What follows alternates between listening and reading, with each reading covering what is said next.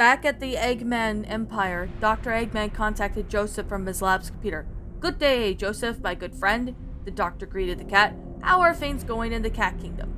"It's going fine, Doctor," Joseph answered, "but my minions are unable to find one of my daughters." "I see," Eggman said, scratching his chin. "Well, I have sent my robots with your minions." "Of course I did," Joseph said. "Let me tell you, I am questioning my minion choices. I have experience with my robots minions too," Eggman said. "So you're not the odd one me out." "What have you ever done with you, boss?" Orbot asked. "Besides being annoying, not much."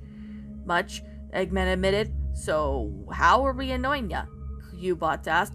"For slacking off," Eggman said under his breath. Just then something caught his attention, and just as it appeared under surveillance screen, it was none other than the Freedom Fighters with Clove and Pronghorn. "Clove!" Eggman cried. "She's already joined the Freeman Fighters?" Orbit and Cubert were both surprised and shocked at the sound of their boss's yells. Oh, Cubot said. "The doctor's gonna pop."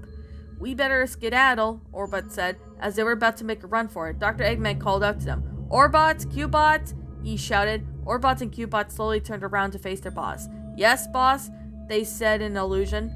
"You better keep Joseph entertained while I send out my robots," Eggman said. With that being said, he pressed a button to release a horde of robots to go after the Freedom Fighters and bring them down. "They'll never get past my fantastic army," Eggman said while he laughed evilly. At the same time, the Freedom Fighters were on their way to search for Cassia, who was missing in action. Clove began to feel very worried for her sister's well-being.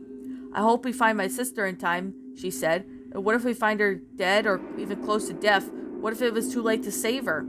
"Don't worry, Clove. We'll find Cassia," Rotar said, as he placed his hand on the Pronghorn's shoulder. "I guarantee it." And thanks to those kind words, Clove then began to feel a little better. "Thank you, Rotar," she said. "You're so intelligent." And with that moment, the walrus began to blush. "Thanks," he chuckled.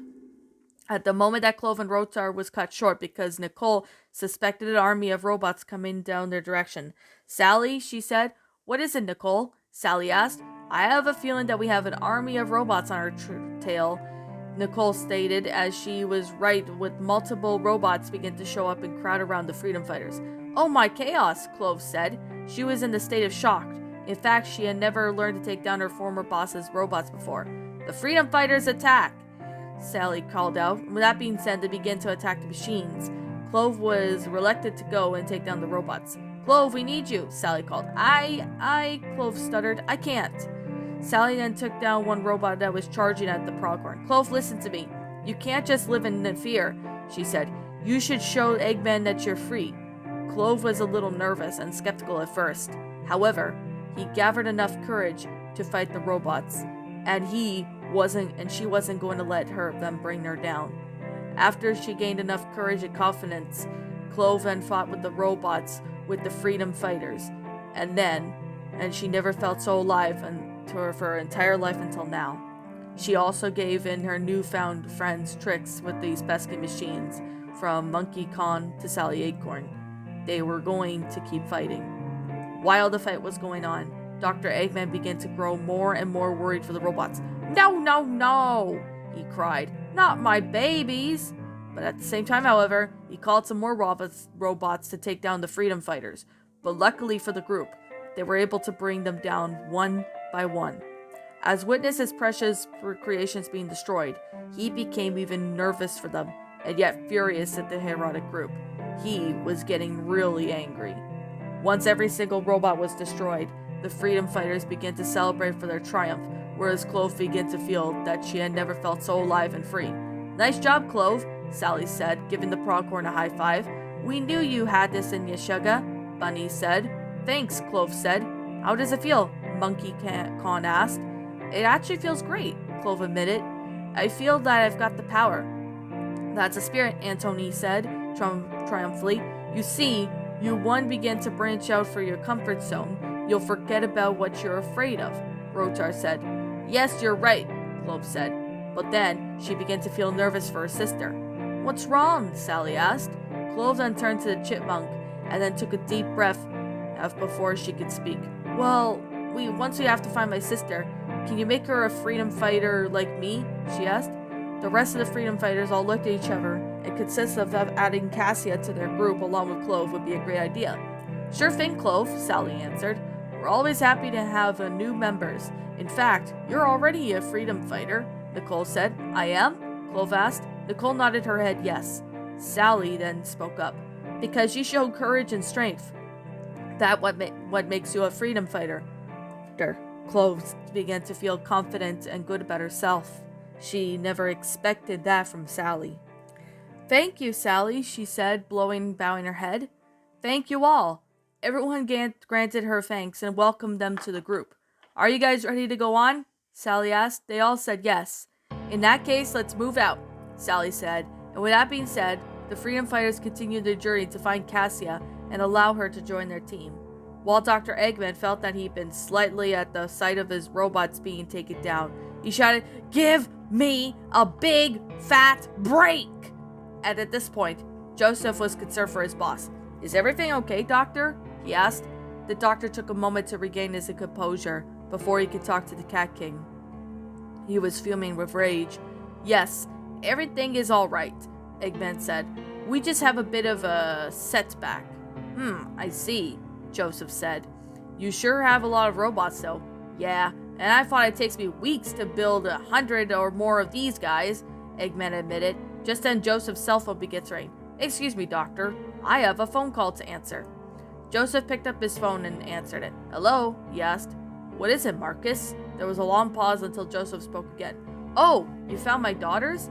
Joseph asked. Well, in that case, where are they? While the Cat King was talking on the phone, Orbit and Cubot walked up to their boss. Who is Joseph talking to? Cubot asked. I don't know. No, Eggman answered. But this is starting to get interesting.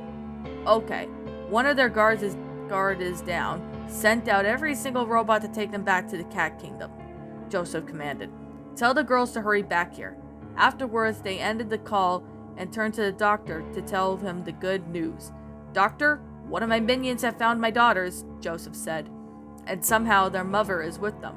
Oh, how delightful, Dr. Eggman cheered. Did they tell you where your daughters are? They have just exited out of the Mystic Ruins Temple, and they're on their way to the Cat Kingdom, Joseph answered. Oh, and they're already on their way, Dr. Eggman said. At this point, he began to plan a scheme. Dr. Eggman knew that he could come up with many plans, and hopefully to catch those two cats, along with probably Sonic and his friends, if they were there with them, that is. I think we could cook up a nice surprise for your girls and their friends, and even that hedgehog, too, he said. I wonder what it should be, Joseph asked. Once your daughter arrives at the kingdom, we should stop her friends from helping them, Eggman explained. I like that idea, Joseph said with a sinister smile. I know just how to do this. Then he took out a spell book from the bookshelf and opened up to find some spells to stop Sonic in the game. I think we should have the puppies surrounding the kingdom to put them to sleep, Joseph stated. If that doesn't work, we'll turn them into stone. Maybe we could spare Sonic for being the one to turn into stone, Eggman suggested. I would love to see him try and stop me without anyone to help him. Joseph thought for a moment before he spoke up, and then he said, once he turned to Eggman, he said something, and this was honestly something he really liked. That could be arranged. It would be a laugh to see that blue hedgehog try to help my daughters to bring me down. They both shared a month of evil laughter before the plan was set in stone. Well, then that is settled, Dr. Eggman said. Now do your stuff, catch your daughters, and stop their friends from saving them. Yes, Doctor, Joseph complied. I'll do that right away, and we will rule the kingdom forever, and they will become my slaves for the rest of their life.